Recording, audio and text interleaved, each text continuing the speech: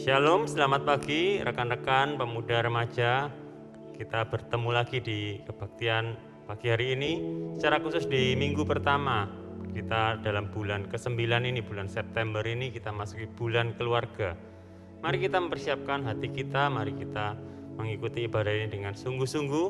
Dan jika hari ini kita membahas satu tema, connection down, mari kita dengarkan dengan sungguh-sungguh apa yang firman Tuhan mau sampaikan buat kita, supaya kita boleh menarik hikmat pelajaran dan kita boleh menjadi anggota keluarga, di keluarga inti kita maupun di keluarga yang lain, menjadi saksi Kristus dimanapun Tuhan tempatkan kita.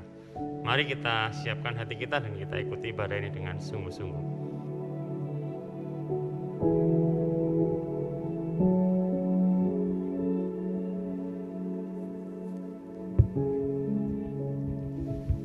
Teman-teman yang dikasihi oleh Tuhan, kita akan memulai kebaktian kita pada hari ini dengan sebuah keyakinan dan pengakuan bahwa pertolongan kita datang daripada Allah Tritunggal, Allah Bapa, Putra, dan Roh Kudus. Turunlah atas kita sekalian berkat kasih dan anugerahnya yang melimpah. Amin.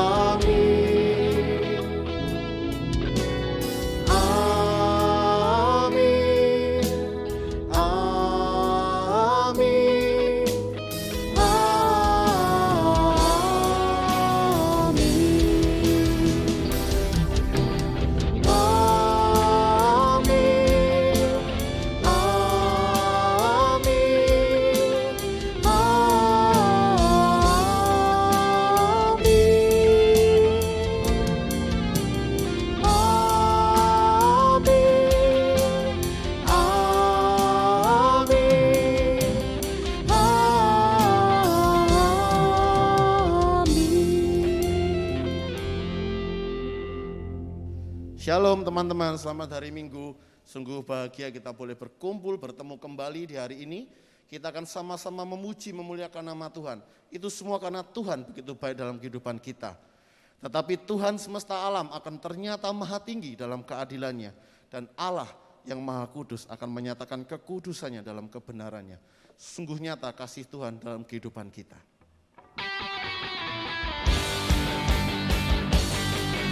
Sungguh nyata kasih-Mu Tuhan.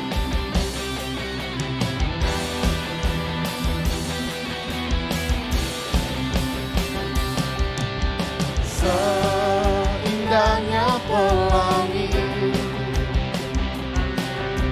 seterangnya mentari, Kau yang terindah Tuhan. Namun Kau yang terindah, hanya Kau yang termegah. Walau badai menghadap, walau badai menghadap, dan bumi pun bergoncang, bumi pun bergoncang, namun Kau kan setia, menjagaku selamanya. Sungguh nyata kasih-Mu di sepanjang hidupku. Dengan darah-Mu Kau tebus dosaku. Sungguh nyata kasih-Mu di sepanjang hidupku. Segenap hatiku hanyalah untuk-Mu. Kami percaya Tuhan kasih-Mu nyata dalam kehidupan kami. Walaupun badai menghadang, kami percaya.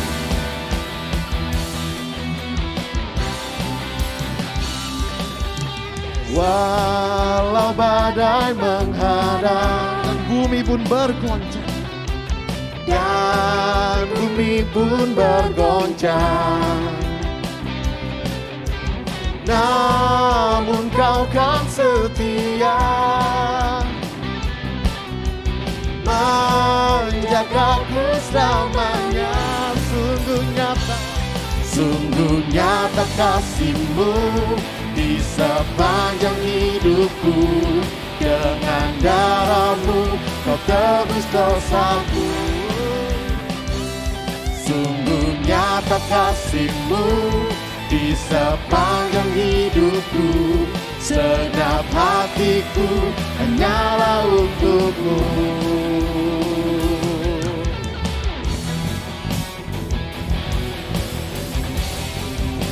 Sungguh nyata kasih-Mu Tuhan dalam hidup kami Tuhan. Kami percaya Tuhan Kau begitu nyata dalam hidup kami. Sungguh nyata kasih-Mu di sepanjang hidupku. Dengan darah-Mu Kau tebus dosaku. Sungguh nyata kasih-Mu di sepanjang hidupku. Segenap hatiku hanyalah untuk-Mu. Sungguh nyata kasih-Mu di sepanjang hidupku. Dengan darah-Mu Kau tebus dosaku. Sungguh nyata kasih-Mu di sepanjang hidupku. Segenap hatiku hanyalah untuk-Mu. Katakan segenap hatiku. Segenap hatiku hanyalah untuk-Mu. Segenap hati kami Tuhan. Segenap hatiku hanyalah untuk-Mu.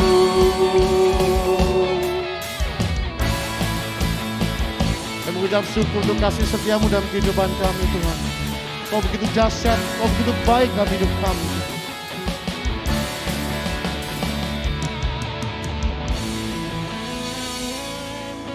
Karena Tuhan begitu baik dalam kehidupan kita.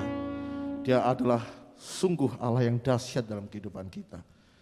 Bahkan Dia datang untuk menebus kehidupan kita. Sebab kematiannya adalah kematian terhadap dosa. Satu kali dan untuk selama-lamanya. Dan kehidupannya adalah kehidupan bagi Allah. Saya mengundang teman-teman sekalian untuk boleh mengambil waktu secara pribadi. Marilah setiap kita boleh berdoa kepada Tuhan. Mengakui dosa-dosa. Demikianlah hendaknya kamu memandangnya, bahwa kamu telah mati bagi dosa, tetapi kamu hidup bagi Allah dalam Kristus Yesus.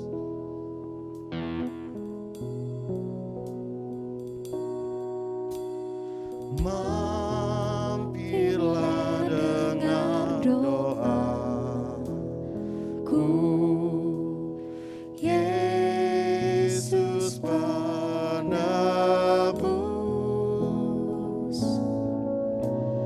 Orang lain kau hampiri, jangan jalan terus. Yesus Tuhan, dengar doaku.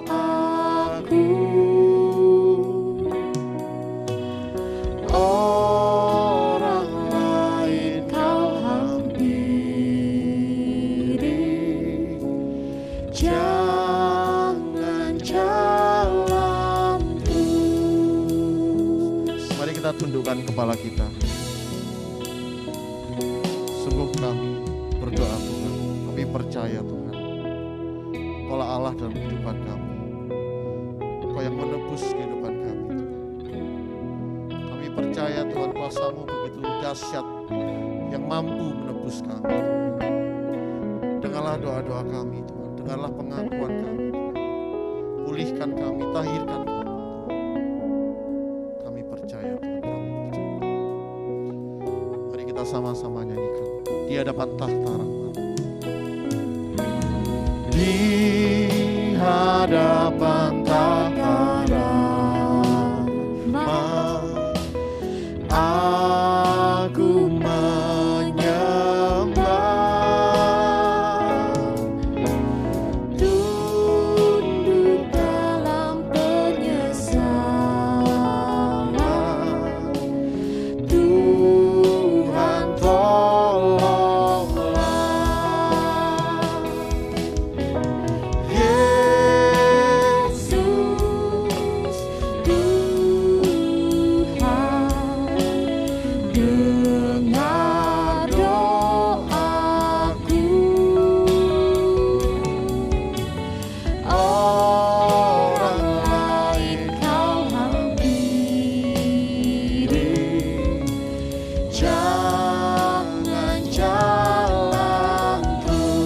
Katakan Yesus Tuhan.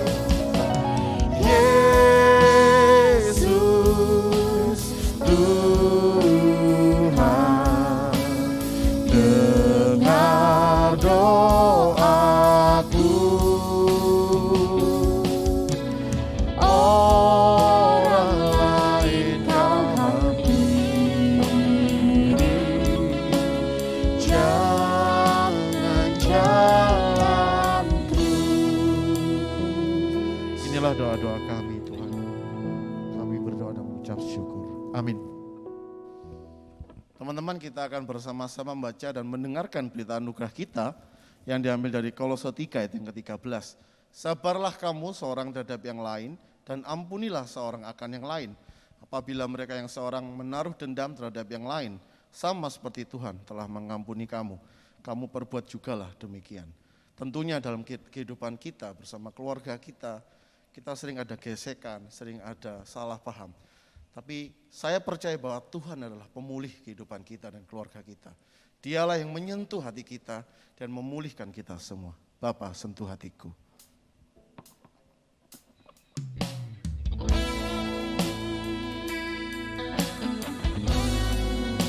Kami percaya Tuhan Kau yang memulihkan hati kami, yang menolong setiap kami untuk dipulihkan dalam keluarga kami.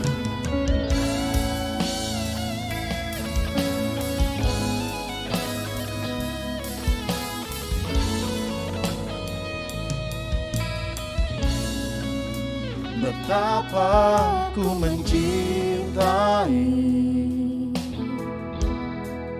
segala yang telah terjadi.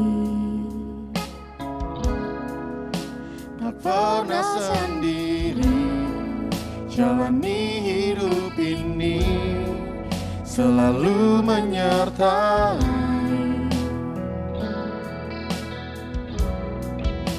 Betapa ku menyadari di dalam hidupku ini Kau selalu memberi rancangan terbaik oleh karena kasih.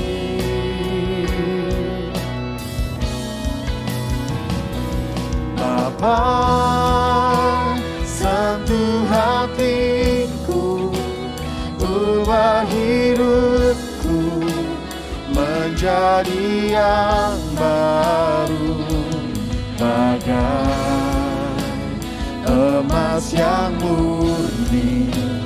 Kau membentuk berjana hatiku.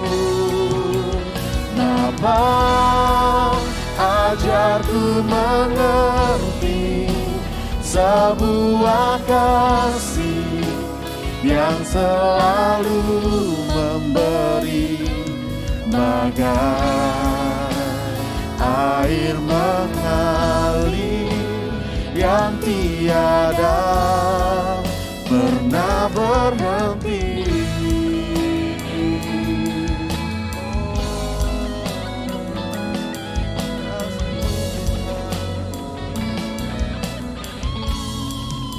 Betapa ku menyadari di dalam hidupku ini Kau selalu memberi rancangan terbaik oleh karena kasih.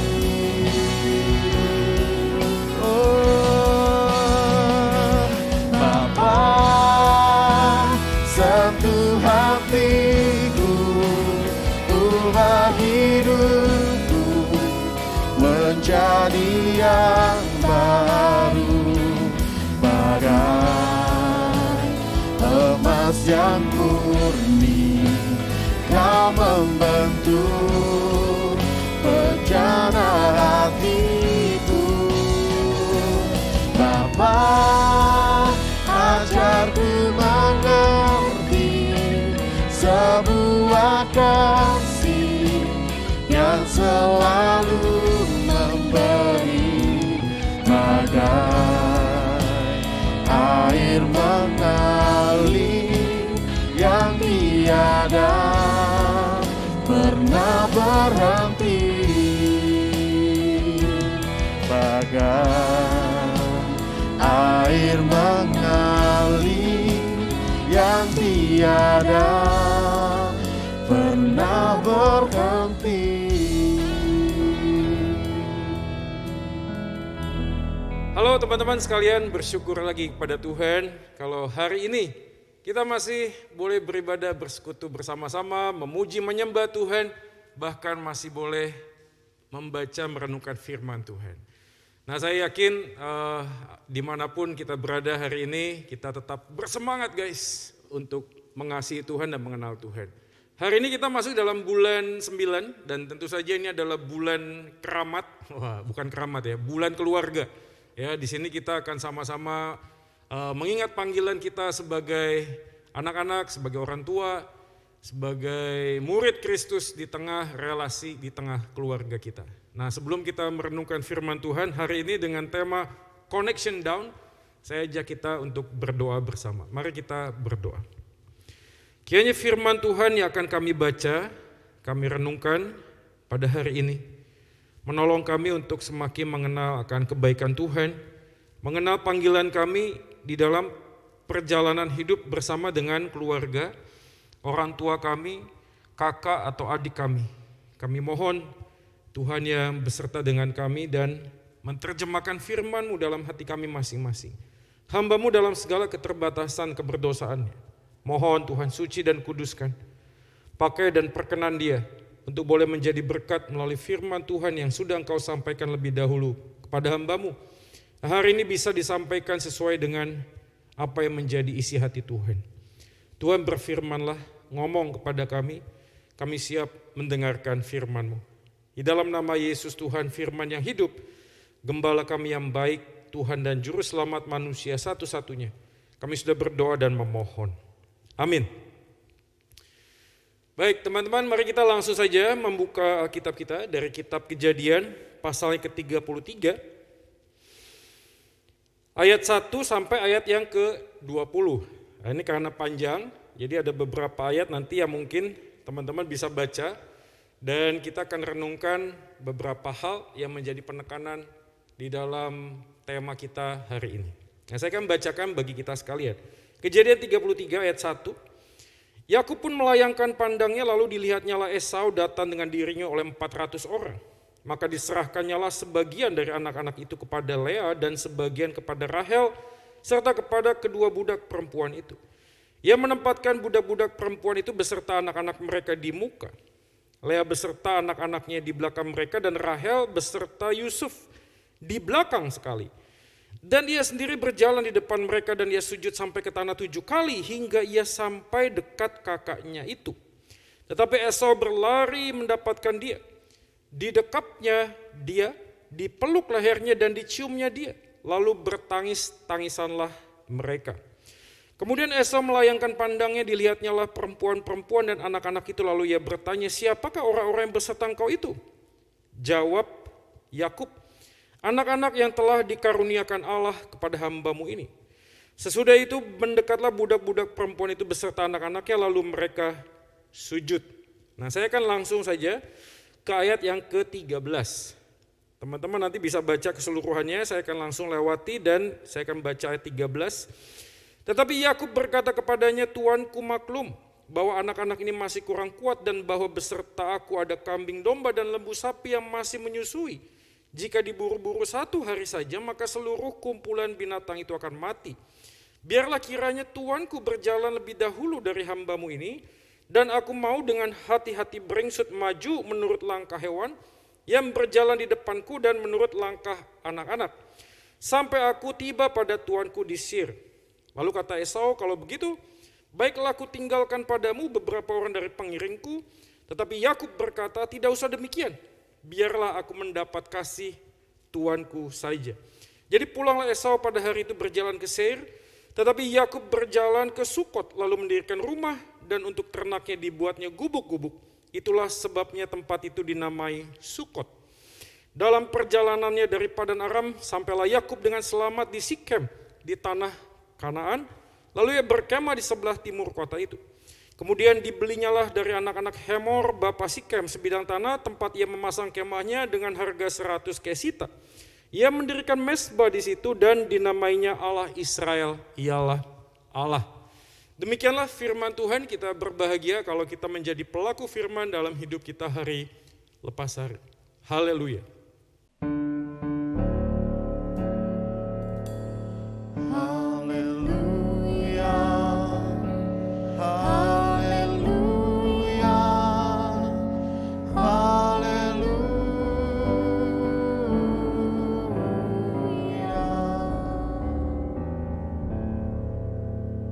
Oke guys, hari ini kita akan coba melihat tentang connection down. Nah kalau kita bicara dalam relasi keluarga, tema ini tentu saja diangkat dan teman-teman bisa langsung mendapatkan impresinya. Kalau kita ngomong keluarga, temanya connection down, berarti ada something wrong di dalam kehidupan relasi. Asumsinya begitu. Ya saya berharap sih kita dalam kondisi yang baik ya, relasinya yang baik.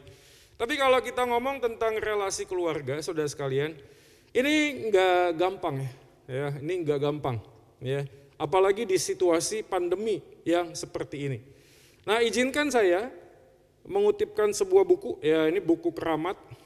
Ya, buku ini saya temukan lagi, sebenarnya ada 3 buku, jilid buku. Nah, ini buku adalah buku diari. Jadi dia dari sejak SMA saya suka nulis-nulis tuh, ya suka nulis-nulis. Saya nggak tahu nih tulisannya kelihatan apa enggak, tapi kalau ke sana mungkin kelihatan ya. Nah, ini tulisannya. Nah saya akan kutipkan satu kejadian yang kalau teman-teman lihat tuh, tulisannya 1 Juli 2001 di Dulos. Ya, kalau ada kata-kata kasarnya tolong jangan dilihat ya. Oke, ini 1 Juli 2001. Jadi kalau saya lihat 2001, berarti saya tulis ini waktu 20 tahun yang lalu, kurang lebih saya usianya mungkin seumuran kalian. Umurnya berapa nih? Sekarang kan 17 ya? Enggak ya. Sekarang kan ya 40 something lah ya. Jadi saya umurnya 21 apa 22 ada ya. Dan kalau tadi teman-teman lihat di situ tulisannya at last gua check in lagi guys. Nah ini check in lagi. Di mana check innya? Di Dulos. Ini baru 1 bulan tulisannya gitu ya. Ketahuan make lagi. Ya, ini di Dulos. 20 tahun yang lalu gua masuk lagi tuh di panti rehabilitasi. Nah saya akan bacakan apa yang saya tulis saat itu. Di Dulos tanggal 1 Juli 2001, gue baru 1 bulan kemarin make lagi. Sial banget, hati gue kecewa banget. Gue udah bikin caur tuh hancur ya. Semua keluarga, nyokap, bokap, and so pasti Tuhan Yesus udah kecewa. Jadi ini panti yang kesekian. But gue gak mau pantang mundur, habis selesai ini gue mau melayani Tuhan. Ini tulisannya loh. Ini waktu itu belum masuk sekolah Alkitab ya, boro-boro ya, belum pernah tahu. Tuhan tolong tentukan jalan dan pilihan yang terbaik for my future. Gue sekarang hari ketiga diisolasi dari 5 hari di Dulos Prigen. Gue udah kagak gitu wakas itu sakau ya. But belum bisa bobo, gue all alone diisolasi. Anak-anak di sini funky dan seterusnya. Ya ini adalah sebuah bukti sejarah yang kalau saya refleksikan di dalam perjalanan hidup saya hari ini, wow amazing. Bukan karena guanya yang keren, tapi karena Yesusnya yang keren banget guys. Gua gak pernah tahu apa yang terjadi saat itu, pergumulan yang sangat dalam saat itu, ketika harus masuk lagi di panti rehabilitasi dan diisolasi waktu itu. Tapi satu hal yang gua tulis di sini, gua ingat bahwa apa yang gua lakuin udah ngecewain bokap dan nyokap, udah ngecewain orang-orang yang sayang sama gua. Nah kesalahan-kesalahan yang seperti ini seringkali terjadi. Gua nggak ngomong kita semuanya melakukan hal seperti aku gitu loh, enggak. Tapi kalau kita ngomong dalam relasi keluarga, kita kadang-kadang nggak ngerti sebagai anak apa yang jadi impresi atau menjadi pergumulan orang tua saat membesarkan kita. Ini kan behind the scene-nya kan gua nggak tahu. Yang aku tahu adalah gua udah ngancurin, udah ngecewain orang tua. Tapi apapun juga yang ada dalam perasaan mereka, waktu ini terjadi, gue gak pernah tahu. Dan hari ini Tuhan percayakan gue jadi orang tua. Jadi ngerti banget gitu loh, walaupun anak-anak masih kecil. Tahu banget apa sih yang menjadi pergumulan mereka saat melihat anak-anaknya yang begitu sangat disayang, disupport, dicukupi segala kebutuhannya, lalu kemudian mengecewakan.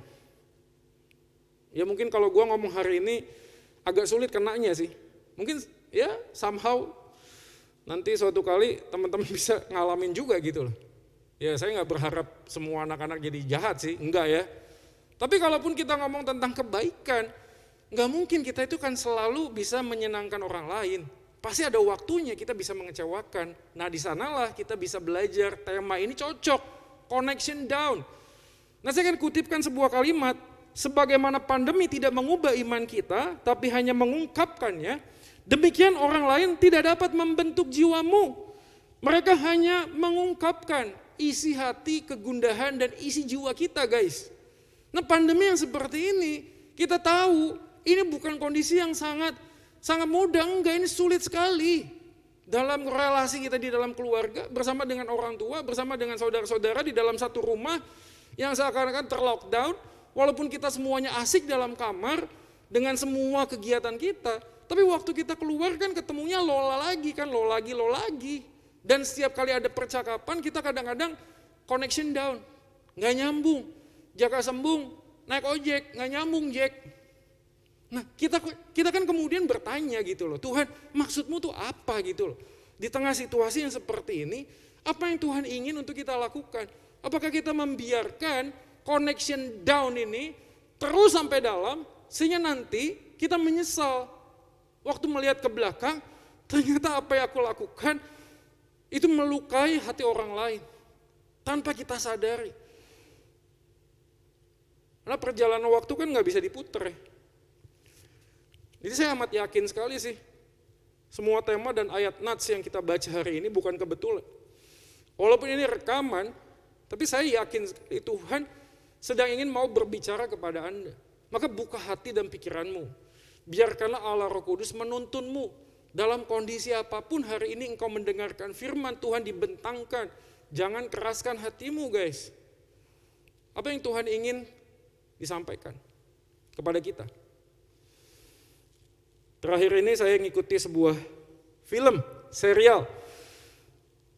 Ya, mana penggemar drama Korea, suaranya mana, angkat tanganmu. Judulnya It's Okay to Not Be Okay. Ya, Moon Gangtae. Ya saya nggak akan spoiler ya, tapi ini film bagus sih. Agak panjang, ya namanya juga serial ya, agak panjang. Tapi banyak pesannya lah, ya. Enggak cuma terlalu di awang-awang, walaupun ada yang janggal, ada aneh, tapi namanya juga film ya, namanya juga drama. Kalau enggak aneh kan bukan drama ya.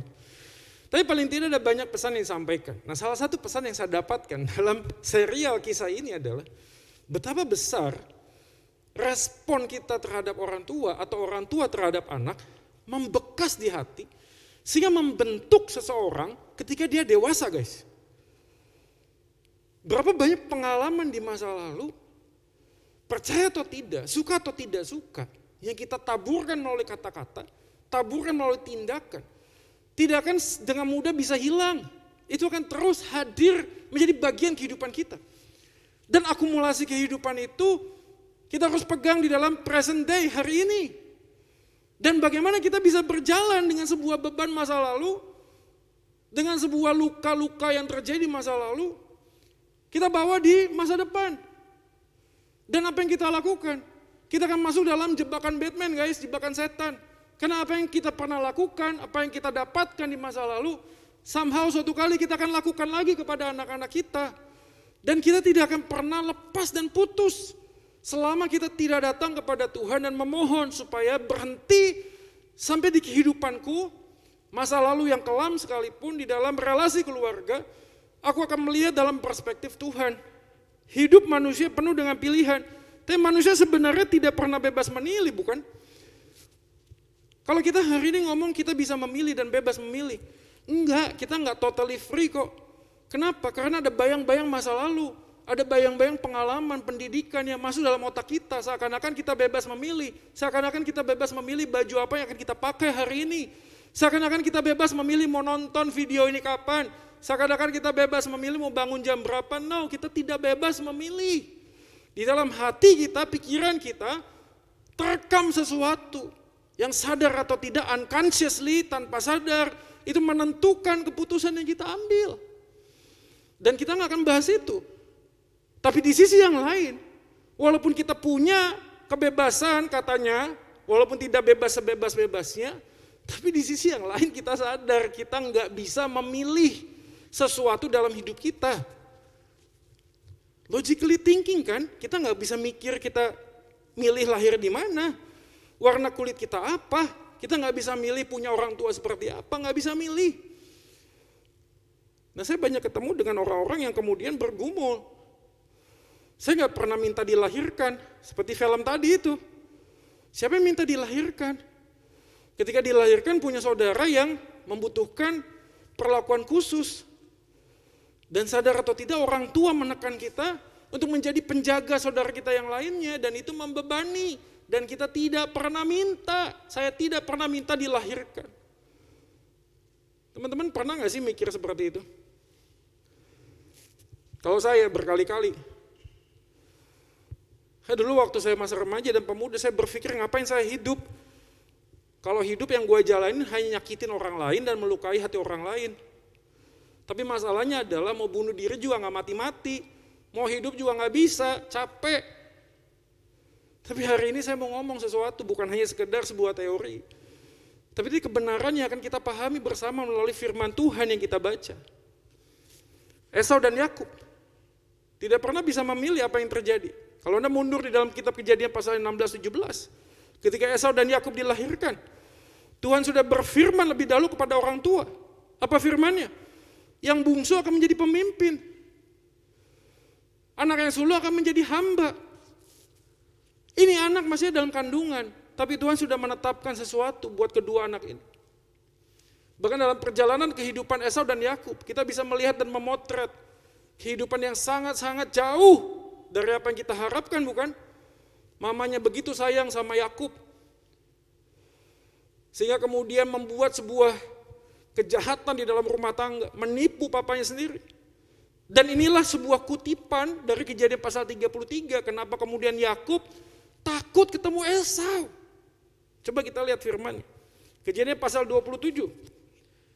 Saya akan kutipkan ayat 36, kata Esau, bukankah tepat namanya Yakub?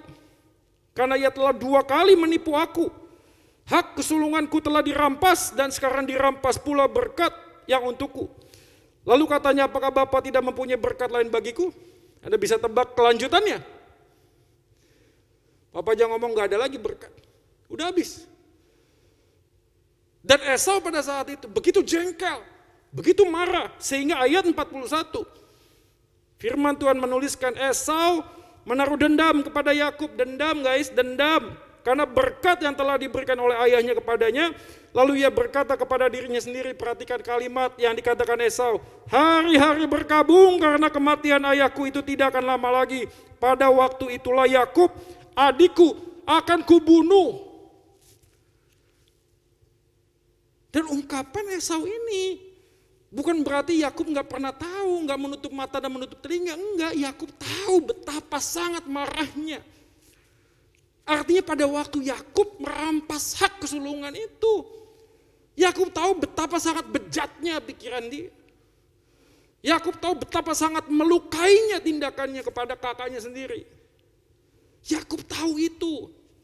Maka pada waktu kita baca ya pasal 33, apa yang dilakukan oleh Yakub? Dia takut. Dia tahu bahwa nyawanya, hidupnya menjadi ancaman. Dan tentu pada pasal 33, beban menjadi tambah berat. Karena dia tidak lagi sendirian guys. Ada istri, ada anak-anaknya. Ada tanggungan yang lain. Tahu ya, kadang kalau kita jadi orang tua tahu gak? Kalau anak sakit ya, kadang doa kita tuh gini, Tuhan lebih baik gue yang sakit deh, jangan anak. Ngerti gak sih? Tuhan, kalau memang harus melewati penderitaan, jangan anak deh, gue aja. Artinya apa sih? Lebih berat kalau tanggungannya itu kena kepada anak, kepada istri, lebih berat. Dan Yakub pada posisi saat itu tidak lagi bujangan. Apa yang difikirkannya bukan lagi untuk dirinya sendiri. Mungkin pada saat itu dia berpikir kalau gue mati dibunuh Esau Bealra gak apa-apa. Tapi saat itu sudah ada istri dan anak-anaknya. Dia berpikir bagaimana perjalanan hidup keluargaku kelak. Kalau aku harus bertemu dengan kakakku yang siap untuk membunuh.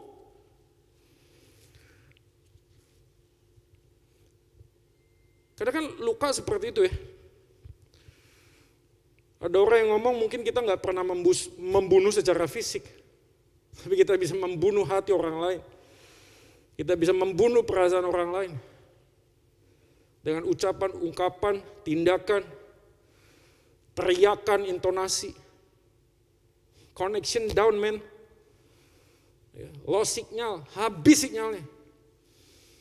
Yang terjadi di rumah saat ini adalah diam-diaman. Dipaksa satu rumah, mau keluar bingung kemana, mau kabur juga bingung kemana. Mau di rumah terus juga kayak neraka.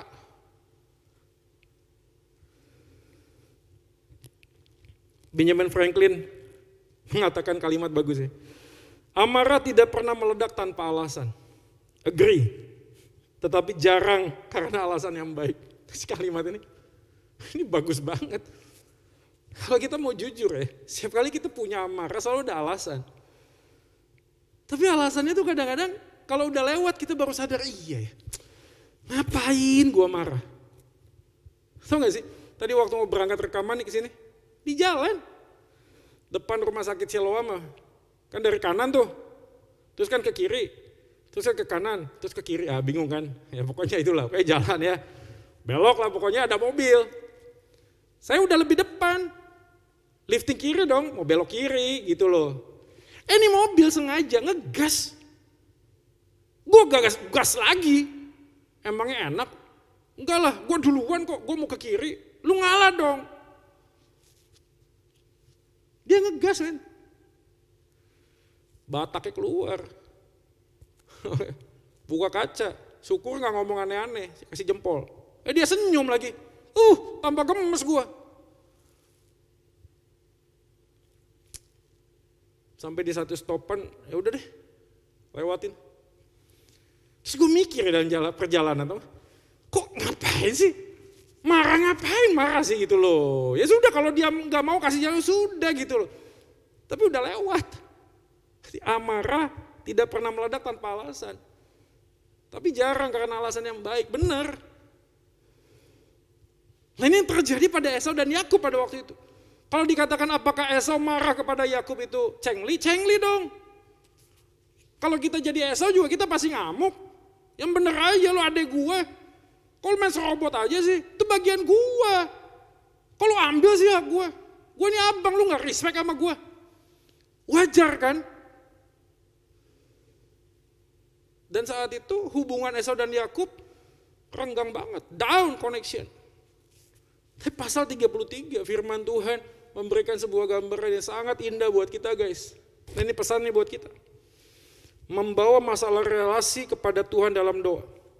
Pasal 32 ayat 9 sampai 12 dikatakan Yakub berdoa untuk masalah. Bahkan di tempat bagian itu kita bisa melihat bagaimana Yakub bergumul dengan Tuhan. Sia kakinya terpelecok pada waktu itu. Dan Yakub di dalam pergumulan melihat kehadiran Tuhan. Yakub membawa masalahnya dengan Esau kepada Tuhan di dalam doa. Mau kita mikir, dia doa aja gak apa-apa kali. Tapi enggak guys, ini pesannya adalah waktu Yakub berdoa. Walaupun dia tahu dia salah. Tapi dia sadar bahwa masalah relasi ini hanya bisa diselesaikan ketika dia bersandar kepada Tuhan. Doa yang dinaikkan oleh Yakub kepada Tuhan menunjukkan bahwa dia sudah putus asa, tidak punya harapan. Dan satu-satunya pengharapannya hanya datang kepada Tuhan melalui doa. Jadi berdoa di dalam masa ketakutannya. Dia seakan-akan berkata, Tuhan peluk saya, rangkul saya, Tuhan berikanlah jalan keluar supaya relasiku dengan kakakku ada solusi yang baik, ada damai. Dan pasal 33 Tuhan menjawab kisah itu kan. Esau datang kepada Yakub, memeluk, mencium, merangkul adiknya.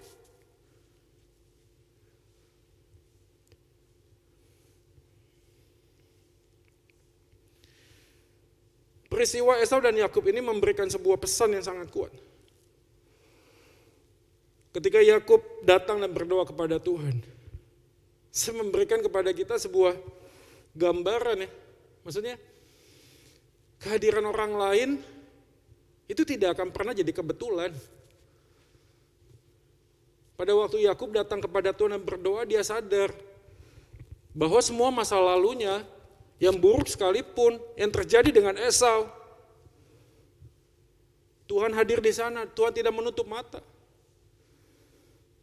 Makanya pengenalan kita akan Tuhan tidak hanya merubah perilaku hidup kita, tapi juga membawa kita mengenal diri kita.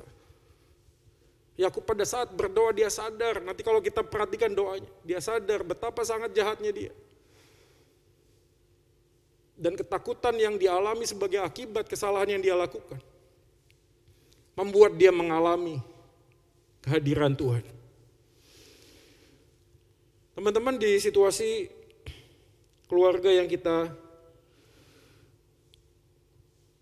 alami ya, kita nggak bisa merubah apa yang sudah pernah terjadi sih. Tapi kita diberikan kesempatan untuk merubah masa depan kita untuk jadi lebih baik. Ini buku ya, tadi aku share-nya. Ini nggak selesai sampai cuma dibaca di sana guys. Dan hari ini kisah itu tidak lagi dituliskan. Kenapa? Karena orang yang nulis itu udah ada di sini dan langsung ngomong. Ada rekonsiliasi. Seperti Esau dan Yakub akhirnya berdamai. Karena membawa Tuhan hadir dalam relasi mereka. Dan Yakub dalam perjalanannya akhirnya memahami siapa dirinya. Pandemi tidak mengubah hidup kita. Pandemi mengungkapkan isi hati kita. Dan dari sinilah kita belajar, ternyata semua relasi sebelum pandemi hanya superficial, hanya di luar. Kita tidak pernah menjadi orang yang otentik ngomong kepada orang tua dengan kegundahan pergumulan kita. Kita nggak pernah punya waktu untuk ngomong, Mam, Pa, maafkan saya. Papa mama pun kadang-kadang udah malas ngomong sama kita mungkin. Dan kita hanya melihat omongan mereka itu hanya sebagai nasihat. Dan kita udah capek dikasih nasihat. Tapi dalam masa-masa seperti ini, kita harus menempatkan cara pandang kita melihat tidak dari sisi kita sebagai anak saja. Ayo dong, come on man, kita lihat dalam sisi orang tua yang memang mereka juga sedang bergumul. Di tengah ketidaksempurnaan mereka sebagai pribadi orang tua, mereka selalu ingin kasih yang terbaik buat anak-anaknya. Tapi kita gak pernah tahu itu kan. Why? Karena kita selalu menutup mata karena semuanya hanya tentang aku. Dan itu membuat konflik semakin hari malah semakin tegang, connection semakin down guys. Coba deh hari ini. Bawa nama papa mamamu dalam doa. Bawa relasimu yang mungkin hari ini lagi kacau dalam doa. Dengarkan pimpinan Tuhan di dalam doa. Tanya. Ada kecemasan, ada ketakutan, ada kekhawatiran, ada kejengkelan. Bawa kepada Tuhan. Dan minta Tuhan tolonglah. Supaya di tengah-tengah relasi keluarga, di tengah pandemi yang seperti ini. Saya tidak memperburuk suasana, tidak memperburuk kondisi yang ada. Tapi saya menjadi anak yang membawa damai. Membawa damai. Nggak gampang kalau kita dalam posisi punya adik ya. Tahu ya. Orang tua selalu kasih beban, jaga ya adik-adikmu ya. Kita bilang yes. Lalu waktu adik kita main dan dia jatuh atau melakukan sebuah kesalahan, yang dimarahin tetap kita. Kita merasa it's not fair. Nggak adil dong. Dan kita mencoba berontak kan. Nah kita berharap jangan dikasih beban lagi dong, hidup gue udah capek nih, udah susah gitu. Beberapa anak bungsu selalu dicap, anak manja. Koneksi kita bisa down di dalam keluarga karena kita mendengar orang tua suka banding-bandingin. Kamu kok gak kayak koko, kamu gak kayak cecemu, gak kayak kakakmu, gak kayak abangmu. Kamu kok gini, kamu kok begitu. Kok aku tetap yakin ya, maksudnya orang tua tuh memberikan motivasi kok, semangat. Mungkin caranya memang salah gitu loh. Tapi ayo dong, mau sampai kapan kita mau terus bertingkah gitu loh. Terus mau apa, mau berantem terus sama papa mamamu? Ya kalau dalam posisi yang seperti itu, tempatkan diri kita bertanya kepada Tuhan, Tuhan kenapa engkau percayakan orang tua yang seperti ini. Apa maksudmu? Karakter apa dalam diriku yang engkau ingin ubahkan Tuhan? Itu tadi, pengenalan kita akan Tuhan tidak hanya membawa kita mengenal diri kita, tapi juga mengalami Tuhan di dalam hidup kita hari lepas hari.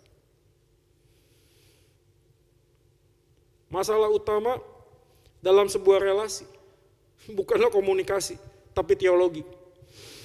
Karena bagaimana kita melihat sesama menunjukkan siapa Tuhan yang kita percaya.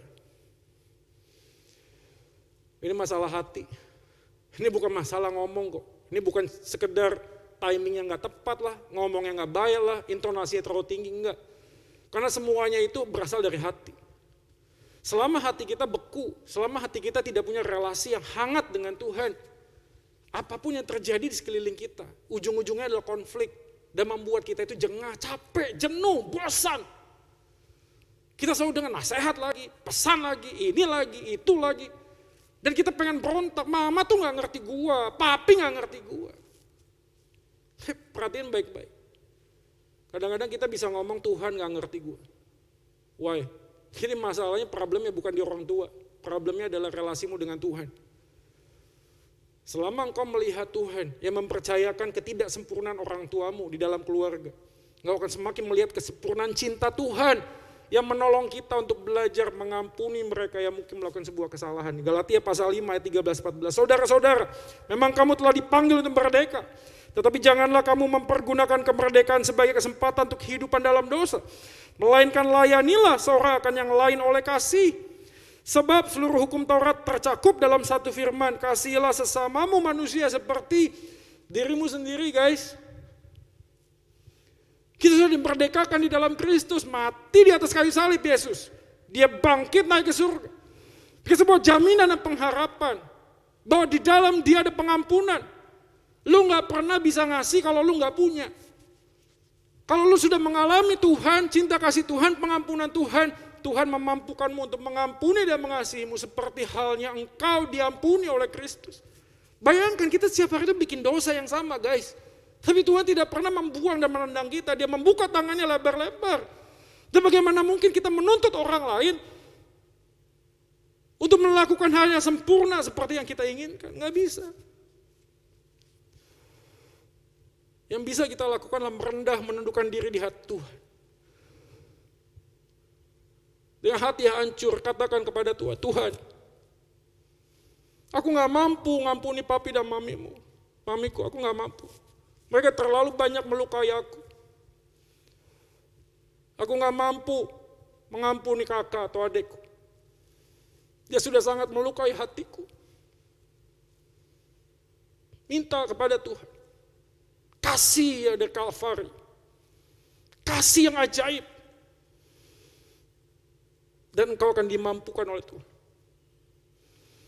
Untuk mengambil satu langkah yang kecil berdoa. Di dalam doa kita menemukan kekuatan. Untuk datang kepada Tuhan. Datang kepada sesama kita. Dengan penuh keberanian. Dan mengatakan aku tidak lebih baik dari engkau. Kita sama-sama manusia yang bejat di hadapan Tuhan. Tapi Tuhan sudah mengampuni aku. Maka tidak ada alasan aku tidak mengampuni engkau. Maka pasal 33 ayat 5 ini menjadi poin yang kedua, guys. Tidak hanya membawa relasi dalam doa, tapi juga menjadi pertobatan pribadi yang memulihkan sebuah relasi.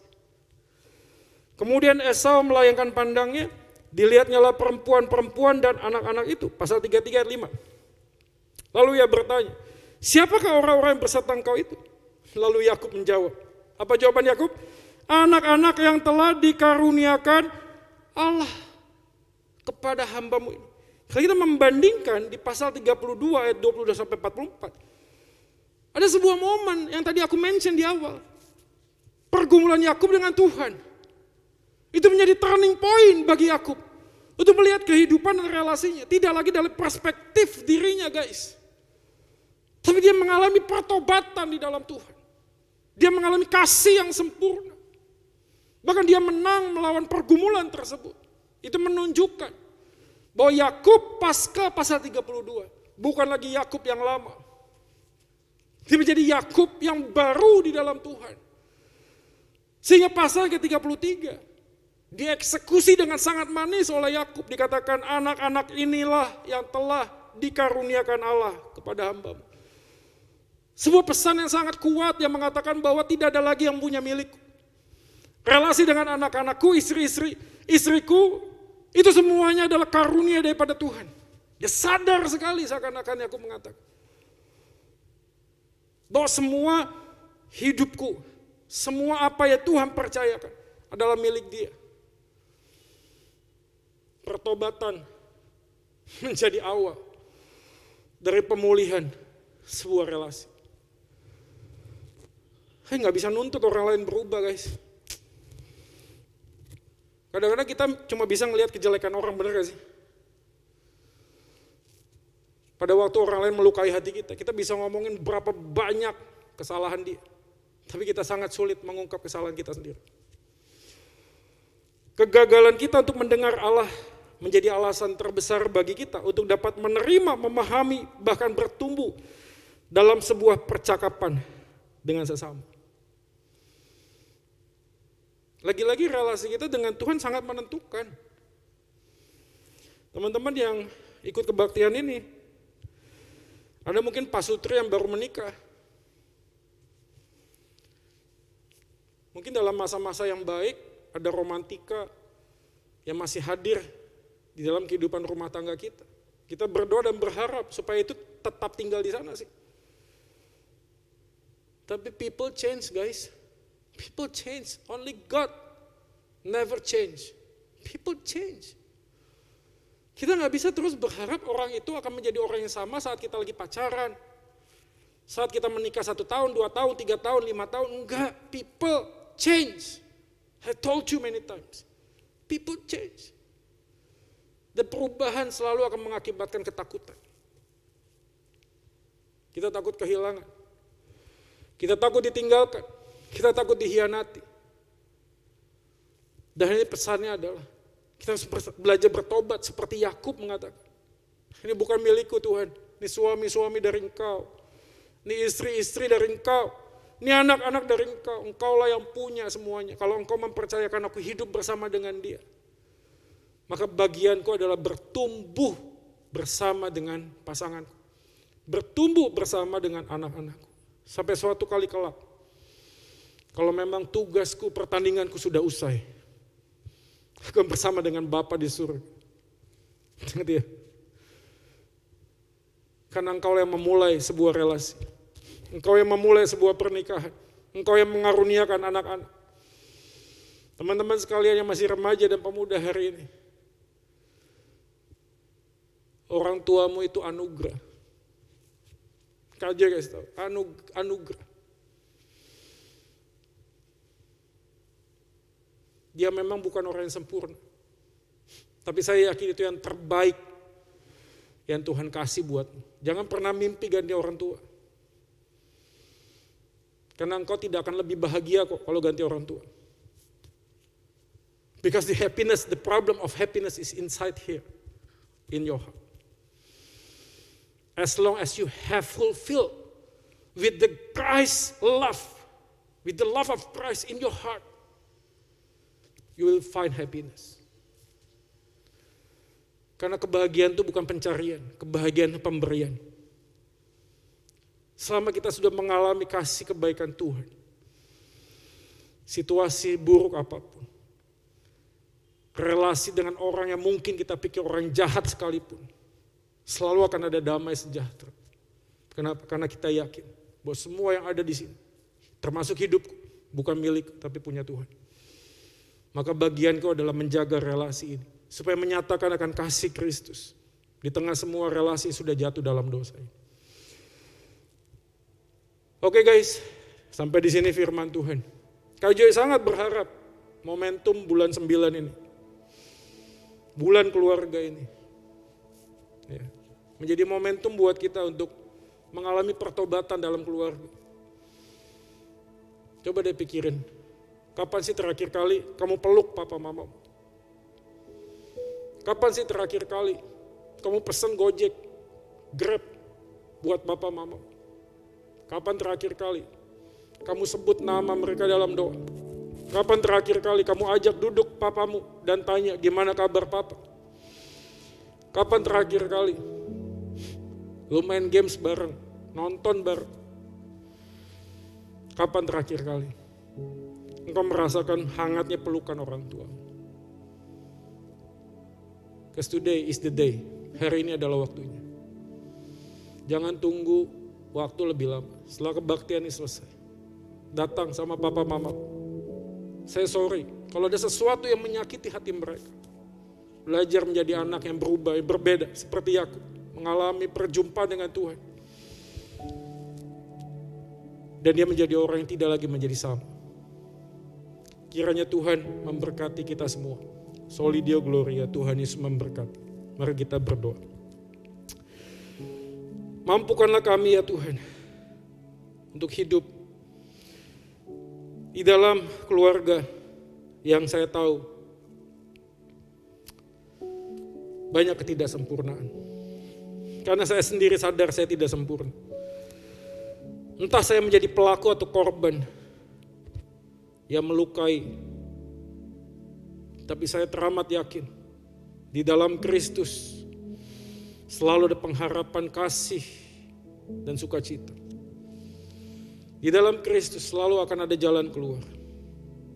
Tuhan, hamba berdoa memohon, penuhi hati kami dengan cinta kasih di Kalvari. Supaya kami dimampukan untuk menerima segala kelemahan orang lain sebagaimana Tuhan sudah menerima kami. Kami juga diberikan kemampuan untuk mengampuni orang lain sebagaimana Tuhan sudah mengampuni kami. Kami tidak mau menyesali perjalanan hidup dalam masa muda kami ini Tuhan. Kami tidak mau menangis di depan peti mati orang tua kami. Kami tidak mau Tuhan. Kami mau berkontribusi.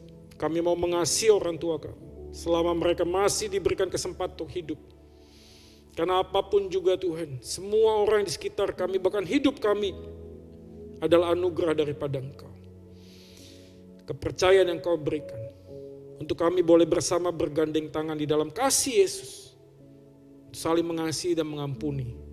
Ya Tuhan, ampunilah kami sebagai anak yang mungkin sering ego, sering mikirin diri kami sendiri. Kalau nggak suka sering teriak, membantah, bahkan membanting pintu, membanting sesuatu. Yang kami tidak sadar itu sudah melukai hati orang tua kami. Ya Tuhan, ampuni kami. Dan tolonglah kami menjadi anak-anak pemuda remaja yang tidak lagi menjadi sama seperti dahulu. Tuhan, tolonglah kami. Ini doa kami ya Tuhan. Kami serahkan sepenuhnya doa firman Tuhan ini. Di dalam nama Yesus Tuhan kami. Amin. Teman-teman sekalian, kita akan masuk di dalam doa syafaat. Mari kita bersama berdoa dan setelah itu kita akan mengakhirinya dengan doa Bapa kami yang dinyanyikan. Di bulan September ini Tuhan, nyatakanlah kasih-Mu supaya ada pemulihan keluarga. Kami tahu ini masih sulit, kami masih virtual, tapi kami yakin Allah Roh Kudus tidak terbatas ruang dan waktu untuk bekerja. Tuhan, kami berdoa, kayak Tuhan yang menolong kami di dalam bulan ini, menemukan kembali esensi dari kasih yang mula-mula. Kami juga tetap berdoa untuk situasi kondisi saat ini. Bersyukur Tuhan kalau PPKM boleh turun ke level 3 di Surabaya ini khususnya. Tapi di daerah lain di Indonesia ini ada banyak yang mungkin masih meningkat. Olehnya kami tetap memohon, Tuhan tolonglah supaya pemerintah mengambil keputusan yang baik. Para dokter, tenaga kesehatan, juga Tuhan berkati. Keluarga mereka Tuhan juga berkati, lindungi Tuhan. Supaya mereka boleh menjadi perpanjangan tangan-Mu untuk menyatakan akan kesembuhan. Kami juga berdoa buat keluarga yang saat ini masih dalam berduka karena kehilangan orang yang dikasihi. Tuhan, kami mohonkan Engkau yang menolong mereka dan melawat mereka. Berikanlah mereka penghiburan-Mu ya Tuhan. Tak lupa kami juga berdoa buat gereja-Mu. Khususnya di dalam pemilihan penatua Tuhan. Kami berdoa kiranya Tuhan membangkitkan anak-anak pemuda yang siap berdiri di atas kebenaran, belajar memikul salib, menyangkal diri, untuk membaktikan hidupnya di dalam kemajelisan di gereja ini. Kami juga berdoa buat semua hamba Tuhan dan jemaat. Tuhan juga tolong kami supaya kami boleh berderap maju bersama. Kalaupun Tuhan Kau melihat teman-teman kami yang saat ini memasuki semester yang baru, di dalam situasi masih virtual, tentu ini melelahkan, sulit Tuhan, tapi kami tetap mohon Tuhan yang menolong. Teman-teman kami yang bergumul dengan pekerjaan, Tuhan tolonglah, tunjukkanlah pekerjaan yang terbaik, dan ajar kami bersabar, meminta, menunggu waktu Tuhan yang terbaik dinyatakan. Kami berdoa buat teman-teman kami yang sudah berangkat ke luar negeri untuk menimba ilmu. Tuhan juga lindungi mereka dimanapun mereka berada saat ini. Tak lupa kami juga berdoa, menyerahkan opa oma kami, orang tua kami di dalam tangan-Mu ya Tuhan. Mohon berikan mereka kesehatan, kekuatan, damai dan sukacita Tuhan. Kalau mereka sedang dalam pergumulan pekerjaan, Tuhan tolonglah, bukakanlah mereka jalan keluar. Jauhkanlah dari segala pikiran yang buruk dan stres, depresi yang berat. Tuhan tolonglah kami. Ini doa kami Tuhan. Kami sungguh memohon Tuhan mendengar. Demikian juga untuk penginjilan di berbagai macam tempat. Di desa, di kota, Tuhan juga tolong supaya Injil Tuhan tetap dikumandangkan. Nama Yesus dikenal oleh banyak orang sehingga banyak lutut bertelut lidah mengaku Yesus adalah Tuhan. Berkati para hamba Tuhan, lembaga misi, sekolah teologi dan gereja-gereja-Mu di tempat di mana Engkau percayakan. Ini doa kami Tuhan, kami memohon hanya di dalam nama Yesus Tuhan kami yang sudah mengajar kami doa Bapa kami.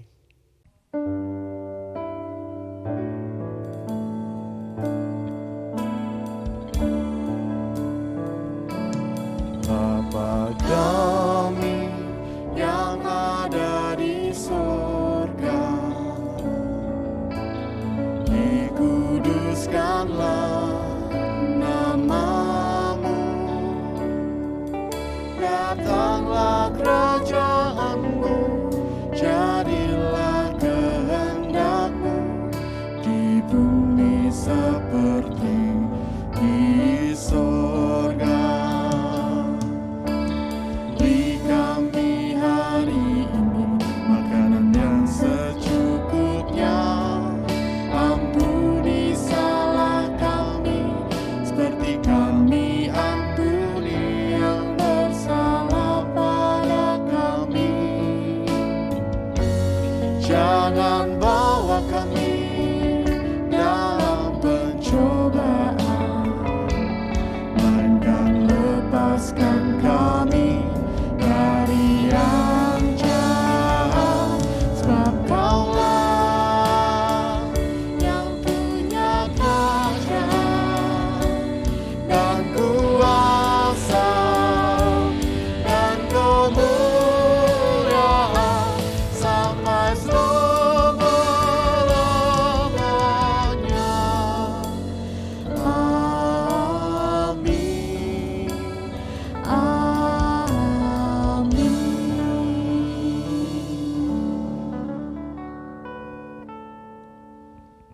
Saya mengundang jemaat untuk bangkit berdiri sama-sama. Kita akan mengakui pengakuan iman rasuli kita. Pengakuan iman rasuli, aku percaya kepada Allah, Bapa yang Maha Kuasa, Khalik langit dan bumi, dan kepada Yesus Kristus anaknya yang tunggal Tuhan kita, yang dikandung daripada Roh Kudus, lahir dari anak darah Maria, yang menderita sengsara di bawah pemerintahan Pontius Pilatus, disalibkan, mati dan dikuburkan, turun ke dalam kerajaan maut. Pada hari yang ketiga bangkit pula dari antara orang mati.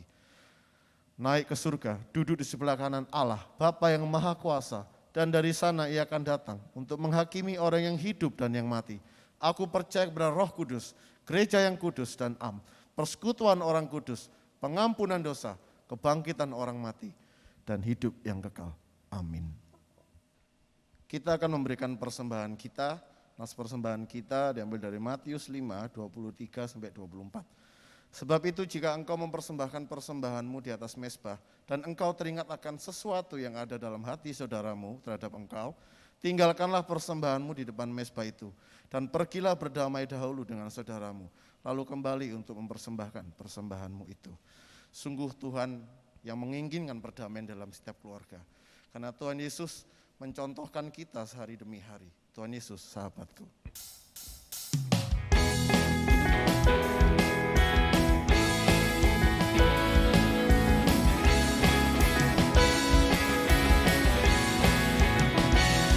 Tuhan Yesus sahabatku, tercinta dan erat, melebihi segalanya bagiku. Bunga bakung paling indah yang tumbuh di lembah, mengampuni, menyucikan diriku. Penghibur dalam duka, penolong yang teguh, kepadanya ku serahkan kuatirku.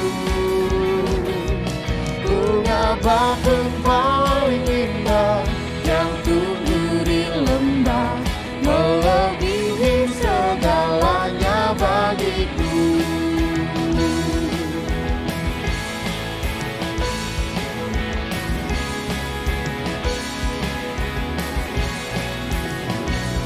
Di setiap pencobaan dan duka batinku, Dia benteng dan perisaiku tetap. Demi Dia ku tinggalkan berhala hatiku, oleh Dia ku bertahan dan tegak. Digoda oleh iblis ku takkan menyerah, Yesus jamin kemenangan imanku. Bunga bakung paling indah yang tumbuh di lembah, melebihi segalanya bagiku. Melebihi segalanya bagiku. Melebihi segalanya bagiku.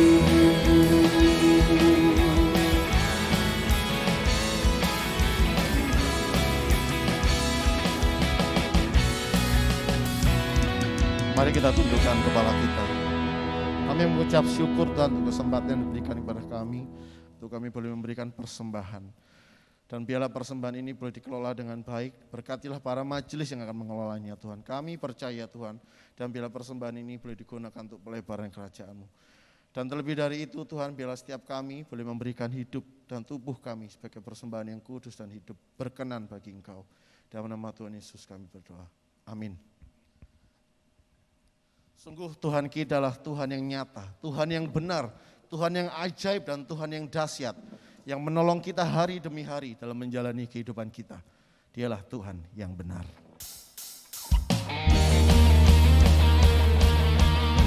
Mari sama-sama kita naikkan sukacita ini kepada Tuhan.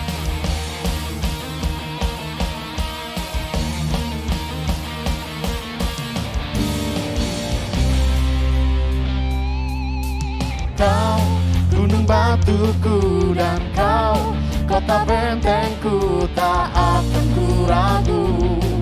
Kau menjamin hidupku, Kau keselamatanku dan Kau yang membelaku, tak akan ku takut.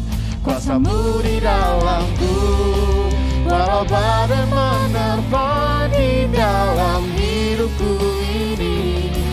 Namun tangan-Mu Tuhan mengangkatku tinggi. Kau Tuhan yang benar, tak pernah tinggalkan. Dahulu, sekarang, selamanya, janji-Mu tak berubah. Kau Alfa dan Omega, awal dan akhir. Semesta alam memuja Engkau Tuhan yang benar.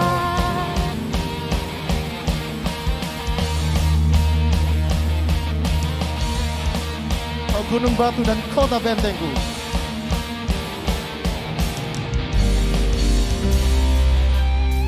Kau gunung batuku dan Kau kota bentengku, tak akan ku ragu. Kau menjamin hidupku, Kau keselamatanku, dan Kau yang membelaku, tak akan ku takut. Kuasa-Mu di dalamku, walau badai menerpa di dalam hidupku ini, namun tangan-Mu Tuhan mengangkatku tinggi. Kau Tuhan yang benar, tak pernah tinggalkan. Dahulu, sekarang, selamanya, janji-Mu tak berubah. Kau Alfa dan Omega, awal dan akhir. Semesta alam memuja Engkau Tuhan yang benar. Semesta alam memuja, semesta alam memuja, semesta alam memuja Engkau Tuhan yang benar.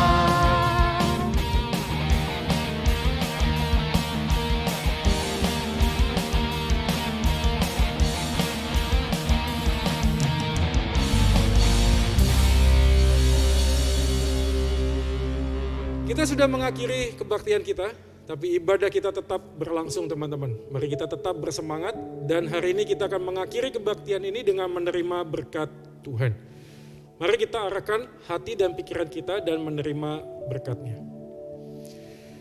Kiranya damai sejahtera, penghiburan, kekuatan yang melampaui akal dan pikiran manusia, yang datang daripada Allah Tritunggal, Allah Bapa, Putra, dan Roh Kudus, beserta dengan kita berjalan bersama dengan Dia, mulai saat ini sampai selama-lamanya. Amin.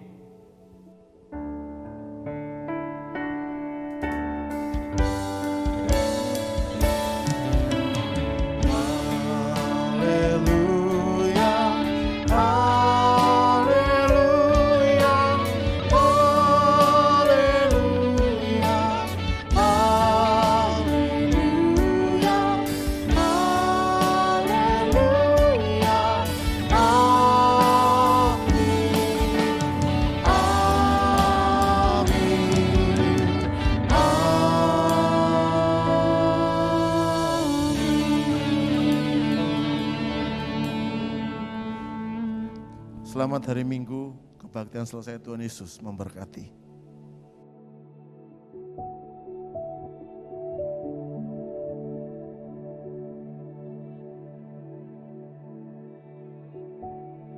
Ya, demikianlah jika kita sudah boleh diberkati dengan firman yang boleh disampaikan oleh Bapak Joy tadi. Marilah kita menjadi pengikut Kristus yang koneksinya tidak down, supaya kita punya connection yang tetap baik. Pertama-tama tentu hubungan kita dengan Tuhan, selanjutnya hubungan kita dengan saudara-saudara kita, keluarga kita, supaya kita boleh menjadi saksi Kristus dimanapun Tuhan tempatkan kita. Tuhan Yesus memberkati.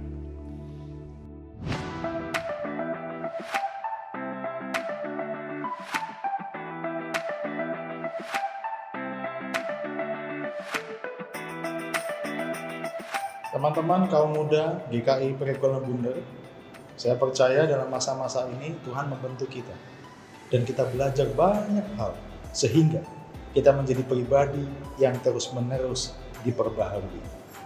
Saya mengajak pula untuk kita terlibat dengan dua cara. Yang pertama, mari kita menjaga diri kita, sering cuci tangan, menggunakan masker, dan juga menjaga jarak. Ini menjadi bentuk kita untuk kita bisa ikut di dalam kegerakan menjaga diri. Yang kedua, mari kita tetap berdoa untuk bangsa dan negara kita. Untuk mereka yang melayani secara medis, mereka yang juga bekerja 24 jam sebagai gugus tugas paling depan untuk mengatasi COVID-19 ini. Kita tahu kita semua dalam keadaan yang seperti ini, ibadah kita masih online. Tapi kita bisa belajar untuk tetap fokus mengasihi Tuhan yang sudah mati menebus dosa kita, bangkit dan naik ke surga. Dan kali ini kita mau ngajak kalian untuk bagiin link dari ibadah kita yang ada di Pregun, supaya kita bisa jadi berkat buat teman-teman yang lainnya. Dan teman-teman juga bisa bagiin link Pregun Podcast Nah, di sana kita bisa belajar renungan harian, belajar tentang firman Tuhan, dan tetap bertumbuh di dalam kondisi yang sulit seperti ini. Jika kalian ada pokok doa atau ingin kami bantu doakan, kalian bisa menghubungi majelis atau CG leader kalian, atau kalian bisa klik link di bawah ini. Kami ingin membantu dan mendukung kalian di dalam doa. Meskipun kita nggak bisa ketemu secara fisik, tetapi kita masih bisa ketemu secara online kan. Dan juga jangan lupa kita masih bisa saling care, kita masih bisa saling memperhatikan komunitas kita melalui apa? Melalui banyak cara. Salah satunya adalah fellowship online, CG online. Semuanya akan di up to date ke Instagram kita @prekbunyutcommunity. Jadi jangan lupa untuk follow Prekbunyut Community, stay update di sana.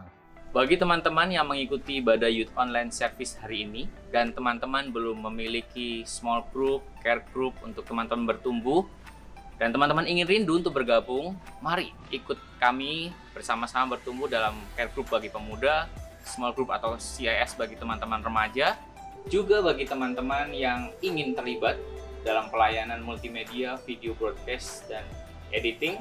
Teman-teman bisa ikut terlibat bersama-sama memakai kemampuan teman-teman untuk memuliakan Tuhan. Langsung juga pendaftarkan di Instagram di Prekbunyut Community. Kami tunggu pendaftarannya. Prekbunyut Community, happy Sunday!